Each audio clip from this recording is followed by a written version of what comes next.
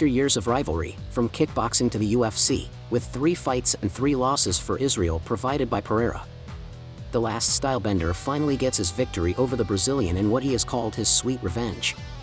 Israel, out of all the victories that you've ever had, this one has got to be the sweetest. Bruh, they said revenge is sweet. And if you know me, I got a sweet tooth. You already know this is sweet. Israel had already said several times that, despite what people say, his previous losses did not represent a mental block for him, it was just fuel for him to achieve his goal. Adesanya thanks and respects Pereira for their history together. The Brazilian was the key for Izzy to reinvent himself as a fighter and come back to the cage stronger than ever after his last defeat. Thank you. Thank you for all what you've done. Thank you for beating me, because beating me, he made me a better fighter, a better person. In this camp, I didn't around. If you know me, you know I like a vacation, but I didn't around. I stayed on the grind. Dana White thinks that Israel is a different kind of champion, one who is not afraid of challenges and never turns down any challenge.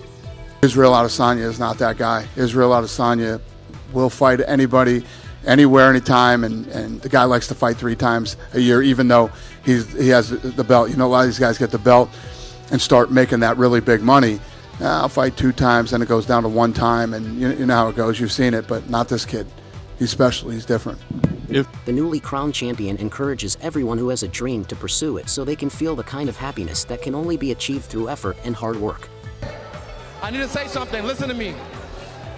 I hope every one of you behind your screens or in this arena can feel this level of happiness just one time in your life. I hope all of you can feel how happy I am just one time in your life. But guess what?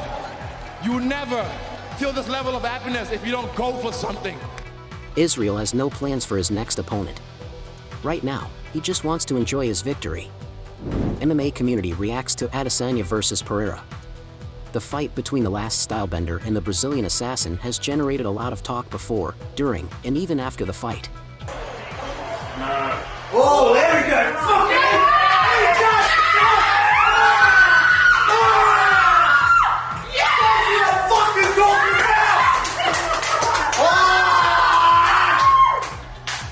Hamzat Chimaev is hungry. Congratulations, stylebenders. See you soon. Now it's my time. Let's go make it happen. Dana White. Francis Ngannou expresses his feelings towards Adesanya, the best middleweight of all time, and I'm not arguing with anyone. Chito Vera showing some love. I'm so happy. Yes, Izzy. I'm a hardcore Izzy fan. Ariel Helwani wants you guys to remember Izzy's power. Israel Adesanya knocks out Alex Pereira in the 2nd round. Pereira is out cold. Y'all must have forgot, indeed. Welcome back, Izzy. Wow. Michael Chandler was feeling the hype. Wow, Izzy is back in a big way. Wow, 7-year rivalry, the 4th time standing in front of another man you are fighting, to finally get a win. Luke Thomas tweeted, Israel Adesanya gets revenge. He wins via KO. And, not only wins the title, but proved what he believed about himself and knew about his abilities was true.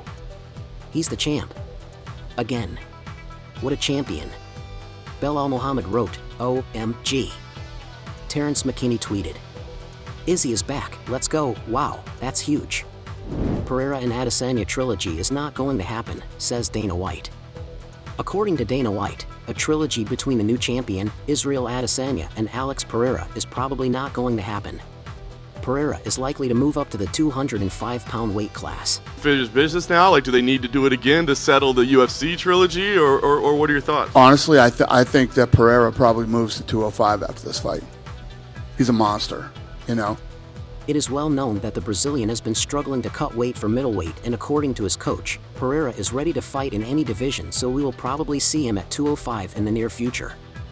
The light heavyweight champion, Jamal Hill, has already said that he would be happy to welcome Pereira to his division, so he could dominate him.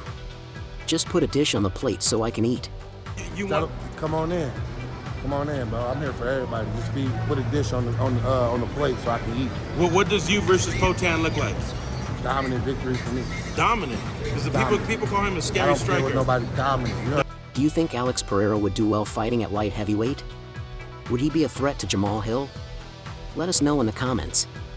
Masvidal retires from the UFC. I'm a multi-millionaire. Didn't have when I started. Gamebred announced his retirement from the octagon after his defeat against Gilbert Burns in the co-main event of UFC 287. That loss was the fourth consecutive for Masvidal, who seemed quite tired in the second and third rounds of the fight, while Durinho fulfilled expectations and scored points over Masvidal in each round. Jorge apologized to the audience and thanked them for the support they have given him throughout his career. "I don't feel the same when I get in here no more." Everybody here, thank you everybody for watching, but this is where I started my career now. It's been a long 20 years, 50-something fights. You know, sometimes your favorite basketball player ain't got that three-pointer no more. Your favorite quarterback loses that rifle. I don't feel the same when I get in here no more. It's been 20 long years. I love all of you.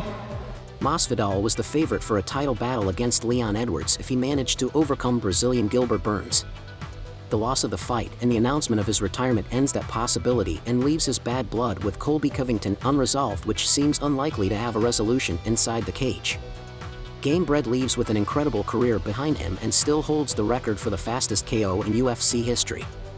Before leaving, Jorge reiterated his love for the sport and his fans, remembering everything he has achieved. "I'm a multi-millionaire, didn't have when I started." Everybody, I love this sport. I'm a multi-millionaire. I didn't start from I didn't have when I started. And I can say I'm good for life now. 20 long years, Joe. I love you guys, man. Leon Edwards mocks Masvidal. Durinho seeks a title fight. After Gamebred's loss, the current welterweight champion didn't miss the opportunity to mock the now retired fighter. Bum Jorge fumbled the bag once again, tweeted Leon while asking who his next opponent should be. Meanwhile, Gilbert Burns says that for the first time, he will demand something from the UFC, and that is a title fight.